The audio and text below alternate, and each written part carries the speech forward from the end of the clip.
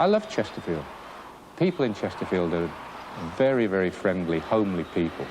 And I like to think that even though I've been away from this town for many years now and lived in the London area and I suppose seen all sorts of things around the world, wonderful travels around the world and been so fortunate in many ways, I like to think that, I mean, my roots are still in Chesterfield. I don't think personally I've changed that much. I hope I've not changed that much. And it's lovely to come back. I'm surprised how little it's changed. I find it quite amazing that it's... there is so little. OK, there's a police surveillance camera up there, and there are the barriers down here, the dreaded barriers, which I hate. That's changed. And the floodlights. There were no floodlights the last time I played here. And I think Chesterfield Football Club was one of the last to get floodlights. But overall, the stands here and the seating and the surrounds of it are virtually identical to the ground that I knew when I was a kid, and I used to come here and stand behind, particularly that far goal there. I was born just a mile and a half, 2 miles away from Chesterfield Football Club itself, so that was very handy, but it was on Ashgate Road, and it was a beautiful house, actually. It was the garage doors that became my early Wembley, or Saltergate, or whatever you'd like to call it, Highbury, because against those garage doors, I must have hit a million footballs, and one moment I was Bert Troutman, and the next I was Bert Williams, and I was Ray Middleton, and I was every goalkeeper you could imagine.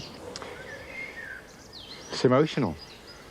Didn't realise I would... there's so many memories go through from my childhood. I mean, this house meant so much to me. As you can see, it was a special house. A very lucky lad to be born in a house like this. The amount of great saves that have been, well, and errors that have been made on this grass that we're standing on here. This is where all the games against my brother Hugh, who was that little bit older than myself, and where my other brother Don and my sister Jean, my one sister, all the games were played on here. My dad used to bowl from that left-hand corner. You can just get in 22 yards from corner to corner.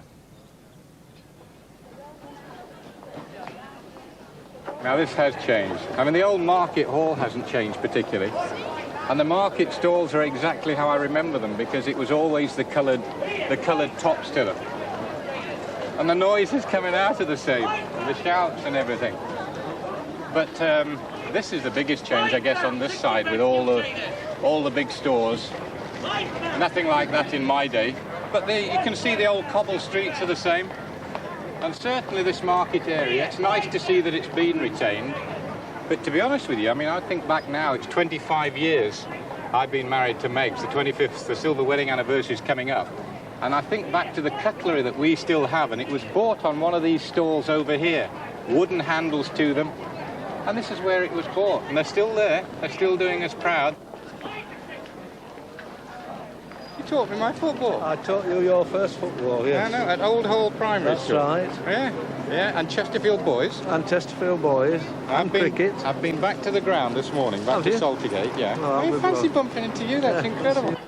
At the end of it, it's nice to just see that the old historical side of Chesterfield, with a spire there in the background, that's the Chesterfield as I remember it. And you only have to be back here a few minutes. I guess it's not changed that much.